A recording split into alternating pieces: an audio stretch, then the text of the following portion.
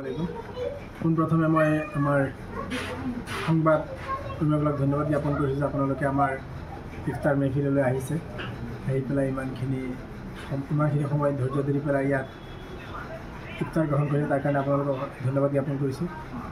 চাওক, এইটো হৈছে এটা ৰমজান মাহ, বৰকতৰ মাহ বুলি কোৱা হয় যিটো মাহ, আৰু ইফতাৰ হৈছে গোটেই দিনটো অনাহাৰে থকাৰ পিছত সন্ধিয়াৰ সময়ত সকলোৱে একেলগে যেতিয়া এটা ভোজৰ আয়োজন কৰা হয়, মানে ইফতাৰৰ আয়োজন কৰা হয়, তেতিয়াহ'লে এইটো মানে খুব ভাল লাগে। আৰু সেইবাবে আমি এই বছৰ আমি লকডাউনৰ আগত এবাৰ আমি ইফতাৰৰ আয়োজন কৰিছিলোঁ, তেতিয়া ইমান বহল ভিত্তিত কৰা নাছিলোঁ। এইবাৰ আমি কি কৰিছোঁ, আমাৰ প্ৰাক্তন ষ্টুডেণ্ট এইবাৰ যিসকলে পাছ কৰি গৈছে, অলৰেডি আমাৰ ইয়াৰ পৰা ধৰক 30+ ষ্টুডেণ্টে আমাৰ স্কুটি পাইছে, সেইসকল ষ্টুডেণ্টো আজি ইয়াত উপস্থিত আছিল। তেওঁলোকৰ গাৰ্জেনসকলো আহিছিলে, আপোনালোকে চাইছেই। আমাৰ শুভাকাংক্ষী যিসকল আছে তেওঁলোকক আমি মাতিছোঁ, তেওঁলোকো আহিছে। সুদূৰ আলিটাঙনি, জুৰীয়া, পঞ্চলকক, ইফালে একেবাৰে বৰদোৱা, শান্তিজান বজাৰ, একদম ঢিংলৈকে, সেইফালে ৰূপহীৰ পৰাও মানুহ আমাৰ ইয়াত আহি পেলাই গোট খাইছে।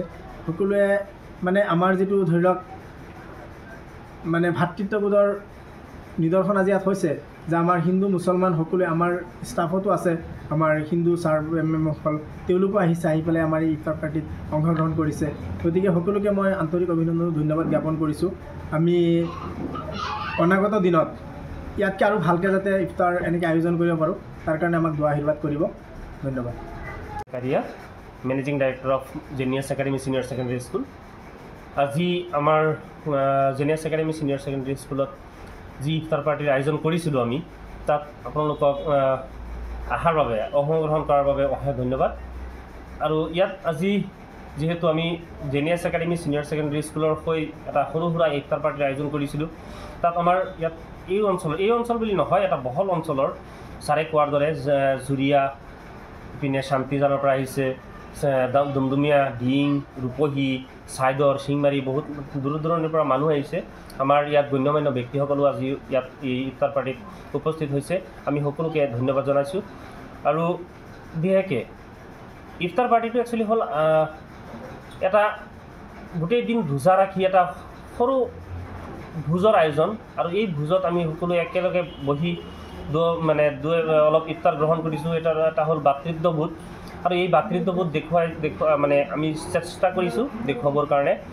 হয়তো নাজানো কিমানখিনি আমি সফল হ'ব পাৰিছোঁ, কিন্তু আশা কৰোঁ যিখিনি আমি কৰিছোঁ সেইখিনি সফল বুলি আমি ভাবি ল'ম। আৰু অনাগত দিনত আশীৰ্বাদ কৰিব যাতে অনাগত দিনত আমি ইয়াতকৈ ভালকৈ আয়োজন কৰিব পাৰোঁ।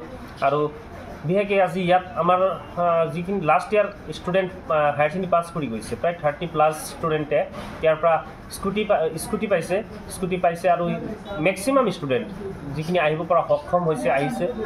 গতিকে সিহঁতসকলকো আমি ধন্যবাদ জনাম। হয়তো আমি সময়ৰ অভাৱত আমি সেইসকল ছাত্ৰ ছাত্ৰীক আমি আপোনালোকক লগ কৰিব পৰা নাই, দেখুৱাব পৰা নাই, কিন্তু আমাৰ যিটো অহা বছৰ নহয়, এইটো বছৰ লাষ্টত আমাৰ যিটো ফ্ৰেছাৰ্ছ হয়, আমি সেই ছাত্ৰ ছাত্ৰীসকলক আমি যিটো সম্বৰ্ধনা জনাম, হয়তো আমি আপোনালোকক সেই ছাত্ৰ ছাত্ৰীসকলৰ লগত লগ কৰাম। গতিকে সদৌ মই সকলোকে ধন্যবাদ জনাইছোঁ। আৰু আমাৰ জেনিয়াছ একাডেমি ছিনিয়ৰ ছেকেণ্ডেৰী স্কুলত বৰ্তমান আমাৰ নামভৰ্তিকৰণৰ প্ৰক্ৰিয়া চলাই থকা হৈছে। গতিকে ইচ্ছুক ছাত্ৰ ছাত্ৰীয়ে আমাৰ এই এডমিশ্যন প্ৰচেছত ক্লাছ 9 আৰু ক্লাছ 11 এই দুটা ক্লাছতে আমাৰ এডমিশ্যন ল'ব পাৰিব। আমি ক'ব গ'লে বেটাৰৰ পৰা বেটাৰ দিবলৈ আমি চেষ্টা কৰোঁ, বেষ্ট দিবলৈ চেষ্টা কৰোঁ। গতিকে আপোনালোকৰ সহায় সহযোগিতা পালে আমি নিশ্চয় ইয়াতকৈ ভাল ইফতাৰ পাৰ্টি হওক বা কলেজৰ উন্নতি হওক আমি কৰিব পাৰিম। ধন্যবাদ।